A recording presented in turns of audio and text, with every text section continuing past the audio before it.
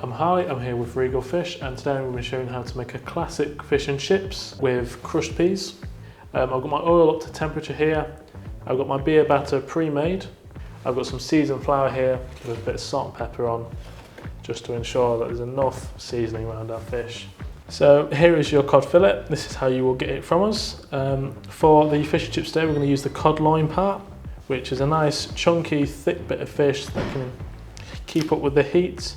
So we're just going to cut a nice bit there off. So we're just going to grab this and just gently pat it down on our flour. Make sure you're coating all your sides round, getting your ends in as much as possible. Then we're just going to grab our beer batter here and we're just going to pick it up, shake off a bit of excess flour and just drop it, let it sink. Don't want to do too much with it, otherwise we'll end up getting gaps in our fish coating. While that just sinks, I'm going to quickly blanch off our chips. So I've got my oil here to about 120 and we're just going to gently drop them in just to blanch them a bit. This is just to slow cook them. When your chips have taken on a nice white outer coating and they become a bit starchy, we're just going to take them out and leave them on some nice parchment paper just to drain off any excess oil. And we'll refry them just after our fish to get a nice crisp colour on them. While our chips are blanched, our fish has sunk nicely into the batter, so we're just going to grab a good end, make sure it's fully covered, and just pick it up. More contact fish if you want.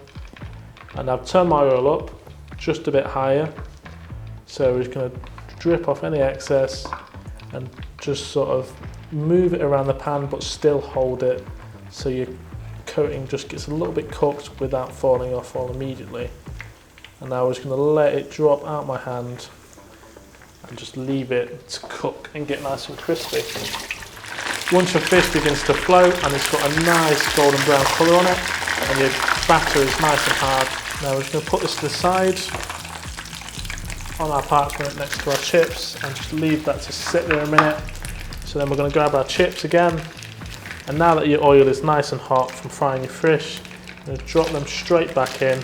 Once your chips have got a nice good colour and they all begin to float on the top, then you know that they're all cooked inside because the oil has replaced any water or starch in your potato and they're ready to eat, and they should be nice and crispy but very moist on the inside. Just leave them to dry again. We don't want a lot of oil on our plate. Generous amount of sea salt on the top of the chips for us. Lay our chips out nicely on the plate.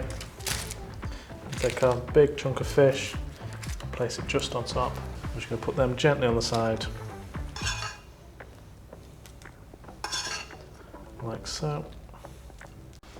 Over the top of our fish.